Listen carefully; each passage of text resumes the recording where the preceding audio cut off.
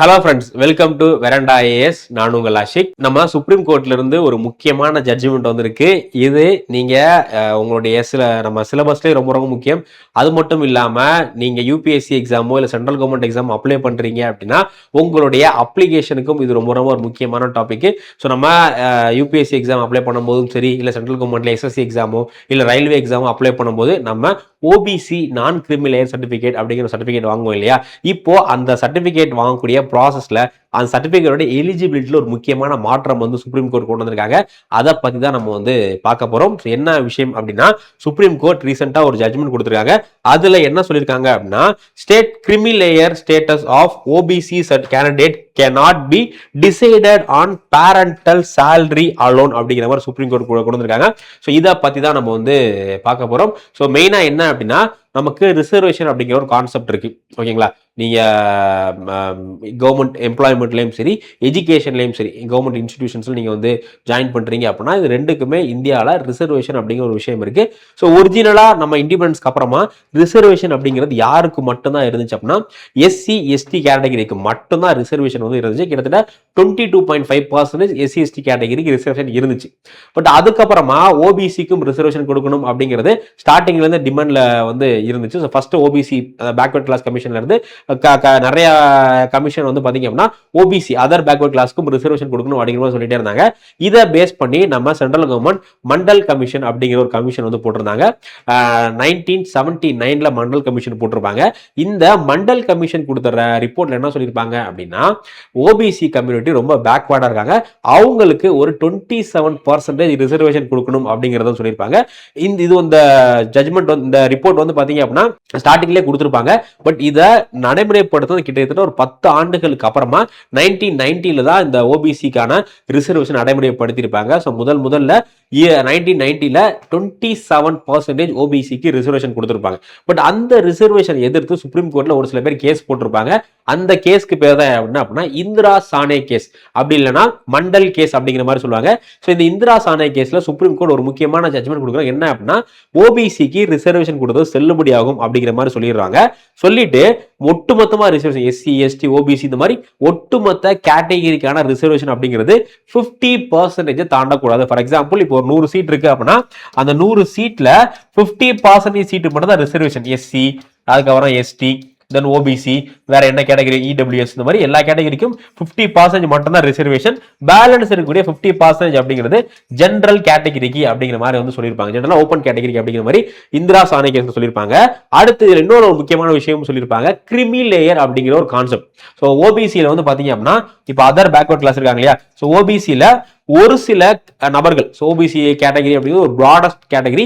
இதுல ஒரு சில நபர்கள் ஆல்ரெடி பினான்சியலா வெள்ளா இருப்பாங்க, நல்லா பினான்சியலா வெள்ளா இருப்பாங்க. அதே மாதிரி கவர்மெண்ட் நல்ல பெரிய பெரிய போஸ்டிங், ஐஏஎஸ், ஐபிஎஸ், இந்த மாதிரி பெரிய பெரிய போஸ்டிங்ல வந்து இருப்பாங்க. ஸோ அந்த மாதிரி இருக்கக்கூடிய நபர்களுடைய குழந்தைகளுக்கு ரிசர்வேஷன் அப்படிங்கிறது போகக்கூடாது. அவங்களை வந்து என்ன பண்ணுவாங்க, இவங்க வந்து ஓபிசியா இருந்தாலும் அவங்க ஆல்ரெடி வெல்லாஃபா இருக்காங்க, அவங்கள்ட்ட பணம் இருக்கு, பதவி இருக்கு, நல்ல ஸ்டேட்டஸ் இருக்கு. ஸோ அதனால அவங்கள ஓபிசியை கன்சிடர் பண்ணக்கூடாது அப்படின்னு சொல்லிட்டு அவங்களை என்ன பண்ணுவாங்கன்னா கிரிமி லேயர், கிரீம் அப்படிங்கிறது இப்போ பால்ல பாத்தீங்க அப்படின்னா இந்த மேல ரொம்ப கிரீமியா நல்லா இதா இருக்கு இல்லையா? அந்த மாதிரி கிரீமி லேயர் சொல்லிட்டு அவங்கள ஓபிசில இருந்து எக்ஸ்க்ளூட் பண்ணிட்டாங்க. ஸோ அவங்களுக்கு ரிசர்வேஷன் 20% ரிசர்வேஷன் அப்படி 27 அப்படிங்கிறது அவங்களுக்கு வராது. ஓகேவா? ஸோ இதான் வந்து இந்தியாவில் ஓபிசி ரிசர்வேஷன். ஸோ இதுல யார் யாரெல்லாம் கிரிமி லேயர் அப்படிங்கிறதுக்கு ஒரு கிரைட்டீரியா இருக்கு.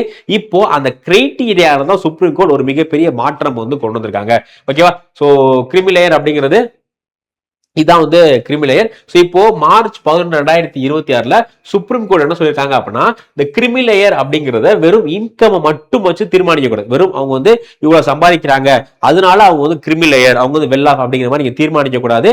அவங்களுடைய இன்கம் பிளஸ் அவங்களுடைய ஸ்டேட்டஸ் ரெண்டையுமே தான் வச்சு தீர்மானிக்கணும் அப்படிங்கிற மாதிரி வந்து சொல்லியிருக்காங்க. ஸோ இந்த ஜட்ஜ்மெண்ட் வந்து ஜஸ்டிஸ் PS நரசிம்மன், அதுக்கப்புறமா ஜஸ்டிஸ் R மகாதேவன், இவங்க ரெண்டு பேரும் சேர்ந்து தான் அந்த ஜட்ஜ்மெண்ட் கொடுத்துருக்காங்க. ஸோ கிரிமி லேயர் அப்படிங்கிறது உங்களுக்கு புரிஞ்சிருக்குன்னு நினைக்கிறேன். இந்தியாவில் ஓபிசிக்கு ரிசர்வேஷன் இருக்கு. பட் ஓபிசியில யாரெல்லாம் வெல் ஆஃபா இருக்காங்களோ அவங்களுக்கு ரிசர்வேஷன் வந்து கிடையாது. ஸோ அதுக்கு பேர் தான் என்ன, அதுக்கு பேர் தான் என்ன அப்படின்னு பாத்தீங்கன்னா நான் கிரிமி லேயர், கிரிமி லேயர், நான் கிரிமி லேயர் அப்படிங்கிறது. ஸோ இப்போ இந்த கிரிமி லேயர்லாம் யார் யாரு அப்படிங்கிறதுக்கு, இந்த கிரிமி லேயர்லாம் யார் யாரு அப்படிங்கிறதுக்கு முதல்ல 1993ல department of personnel training, DOPT, department of personnel training என்ன பண்றாங்க அப்படின்னா 1993 ஒரு கைட்லைன்ஸ் வந்து விடுறாங்க.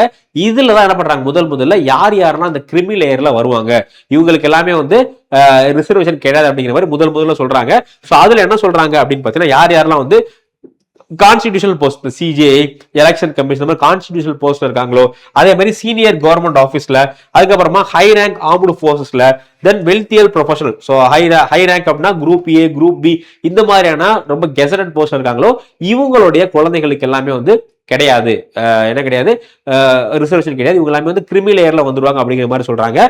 அடுத்து என்ன பண்றாங்க அப்படின்னா 1993 இன்கம் த்ரெஷ்ஹோல்ட். ஃபர்ஸ்ட் கண்டிஷன் என்ன, அவங்களுடைய ஸ்டேட்டஸ் கவர்மெண்ட்ல என்ன ஸ்டேட்டஸ் இருக்காங்க அப்படிங்கிற ஃபர்ஸ்ட் ஸ்டேட்டஸ்.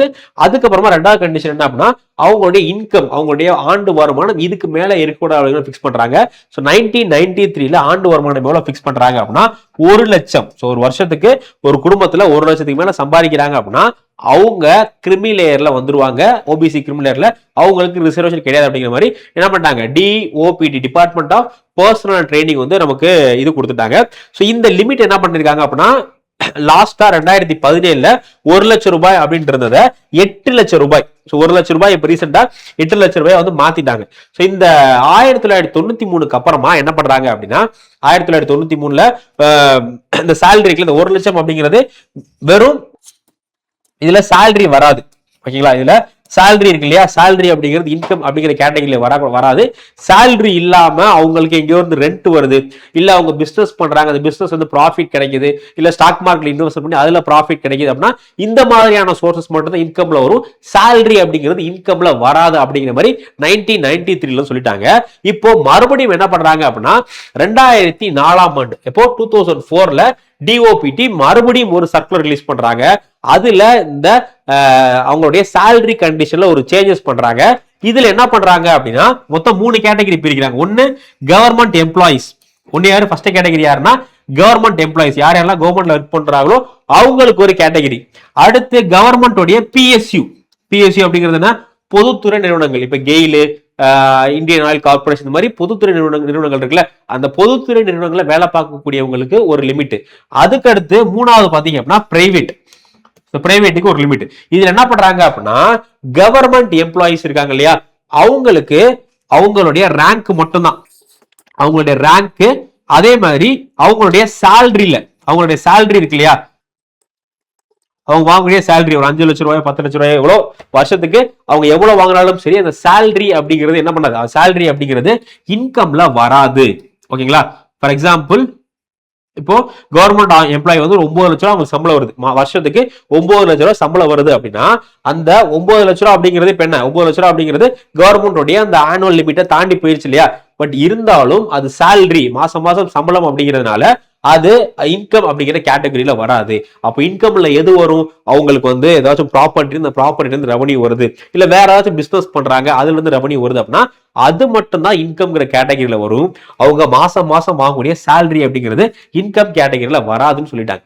ஆனா மித்த 2 கேட்டகரி, அரசாங்கத்துடைய பிஎஸ்சில வேலை பார்க்கக்கூடியவங்க, பிரைவேட்ல வேலை பார்க்கக்கூடியவங்களுக்கு அவங்களுடைய சேலரி ஈக்குவல் டு இன்கம், அவங்களுடைய சேலரி வந்து இன்கம் தான்.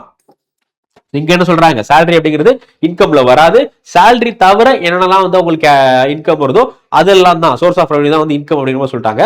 பட் இங்க என்ன சொல்றாங்க அப்படின்னா இது 2 கேட்டகரியிலுமே சேலரி ஈக்குவல் டு இன்கம் அப்படிங்கிற மாதிரி சொல்லிட்டாங்க.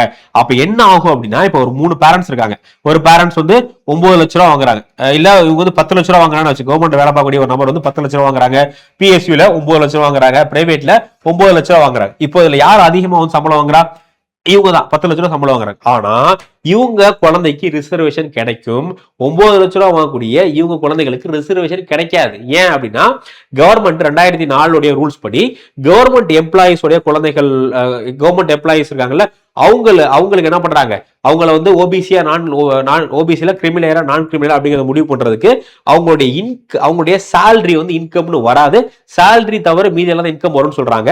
பட் இவங்க 2 பேத்துக்கும் உங்களுடைய சேலரி இன்கம் தான் அப்படிங்கிற மாதிரி சொல்லி முடிச்சிட்டாங்க. அப்போ இந்த 2 கேட்டகரிக்கும் ஒரு ரூல்ஸ் ஃபாலோ பண்றாங்க, கவர்மெண்ட் எம்ப்ளாயிஸ்க்கு மட்டும் ஒரு ரூல்ஸ் ஃபாலோ பண்றாங்க. அப்ப என்ன ஆகுது அப்படின்னு பாத்தீங்கன்னா இதனால டிஸ்கிரிமினேஷன் ஏற்படுதுன்னு சொல்லிட்டு இப்போ சுப்ரீம் கோர்ட் என்ன இந்த மாதிரி பாகுபாடுலாம் பார்க்கக்கூடாது, எல்லாத்துக்கும் ஒரே மாதிரியா நீங்க வந்து ஃபிக்ஸ் பண்ணுங்க, எல்லாத்துக்குமே வந்து இன்கம் அப்படிங்கிறது சேலரி அப்படிங்கிறது இன்கம்ல வராது அப்படிங்கிற மாதிரி எல்லாத்துக்குமே கவர்மெண்ட் எம்ப்ளாயிஸ்க்கு, பிஎஸ்சி வேலை பார்க்கக்கூடியவங்களுக்கு, பிரைவேட்ல வேலை பார்க்கக்கூடியவங்க கொண்டு வாங்க அப்படிங்கிற மாதிரி இந்த ஜட்ஜ்மெண்ட்ல வந்து சொல்லிட்டாங்க. இதுதான் வந்து இதுல முக்கியமான விஷயம். ஓகேவா? 2004 கொண்டு வந்த இது வந்து இப்போ செல்லுபடி ஆகாது அப்படின்ட்டாங்க. ஸோ இதனால என்ன ஆகும் அப்படின்னா, இப்போ கரண்ட்ல சில்ட்ரன்ஸ் ஆஃப் பிஎஸ்யூ அரசாங்கத்துடைய பொதுத்துறை நிறுவனத்தில் வேலை பார்க்கக்கூடிய குழந்தைகள், அடுத்து பிரைவேட் செக்டர் எம்ப்ளாயியுடைய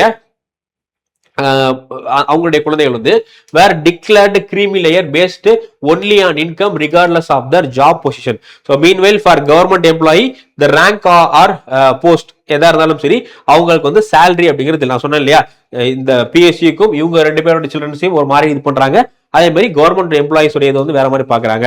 ஸோ இதனால என்ன ஆகுது அப்படின்னு பாத்தீங்கன்னா, ஓபிசி கம்யூனிட்டிலேயே ஒரு அன்இக்குவல் ட்ரீட்மெண்ட். அவங்க சேலரி ஒரே மாதிரி தான் இருக்கு, பட் ஆனா என்ன பண்றாங்க, அவங்க கவர்மெண்ட் வேலை பார்க்கறாங்க அப்படிங்கிறதுக்காக அவங்களுக்கு ஒரு கிரைட்டீரியாவும் பிரைவேட்லயும் பிஎஸ்சி வேலை பார்க்கறதுக்கு வேற மாதிரி கொண்டு வந்துறாங்க இல்லையா. ஸோ இப்போ சுப்ரீம் கோர்ட் என்ன சொல்றாங்க அப்படின்னா, இந்த மாதிரி டிஃபரன்ஸ் பாக்குறது ஹோஸ்டைல் டிஸ்கிரிமினேஷன் ஆர்டிகல் 14, 15, 16 அப்படிங்கிற இந்த ஒரு ஃபண்டமெண்டல் ரைட்ஸ் அஃபெக்ட் பண்ணுது. இது வந்து ஒரு டிஸ்கிரிமினேஷன் அப்படிங்கிற மாதிரி சொல்லிட்டாங்க. ஸோ இப்போ என்ன சொல்லிட்டாங்க அப்படின்னா, two individual performing similar work but employed in different sector cannot be treated differently. அவங்க ஒரே மாதிரி ஒர்க் தான் பண்றாங்க, அவங்களுக்கு ஒரே மாதிரி இன்கம் தான் வருது, பட் அவங்க வேற வேற செக்டார்ல வேலை பார்க்கறாங்க அப்படிங்கிறதுனால அவங்கள டிஸ்கிரிமினேட் பண்ணக்கூடாதுன்னு சொல்லிட்டு இப்போ salary income alone cannot determine the creamy layer. ஓகேங்களா? ஸோ இந்த பிஎஸ்சிலையும் சரி பிரைவேட்லேயே வேலை பார்க்கக்கூடியவங்களுக்கு சேலரி இன்கம் அப்படிங்கிறது இன்கம் கேட்டகரியில் வராது அப்படிங்கிற மாதிரி சுப்ரீம் கோர்ட் வந்து சொல்லிட்டாங்க. இது ரொம்ப ரொம்ப முக்கியமான விஷயம். இதனால பாத்தீங்க அப்படின்னா இந்த கேஸ் ஆக்சுவலாக வந்ததுக்கான காரணம், நிறைய நபர்கள் 2016, 17 இந்த மாதிரி காலகட்டத்தில் நிறைய நபர்கள் சிவில் சர்வீஸ் எக்ஸாம்ஸ்ல ஓபிசி சர்டிபிகேட் வாங்கி அவங்க வந்து கிளியர் பண்ணிட்டாங்க, எக்ஸாம் கிளியர் பண்ணிட்டாங்க. பட் என்ன அப்படின்னா மறுபடியும் நம்ம யூபிஎஸ்சி வந்து ஸ்க்ரூட்டினைஸ் பண்ணும்போது என்ன ஆயிடுச்சு அப்படின்னா, அவங்க இந்த ரூல்ஸ்ல வரல, 2004 ரூல்ஸ்ல அவங்க வந்து வரல. ஸோ அதனால அவங்களுக்கு வந்து ஜாப் கொடுக்காம வந்து இது பண்ணிட்டாங்க. இப்போ அவங்க எல்லாமே சேர்ந்து மெட்ராஸ் ஹைகோர்ட் நிறைய ஹைகோர்ட்ல சுப்ரீம் கோர்ட்ல போய் கேஸ் போட்டு இப்போ இந்த ஜட்மெண்ட் வந்திருக்கு. ஸோ இதுல இனிமே government employee, private employee, BSc employee இவங்க 3 பேர்த்தையும் ஒரே மாதிரி தான் ட்ரீட் பண்ணும்.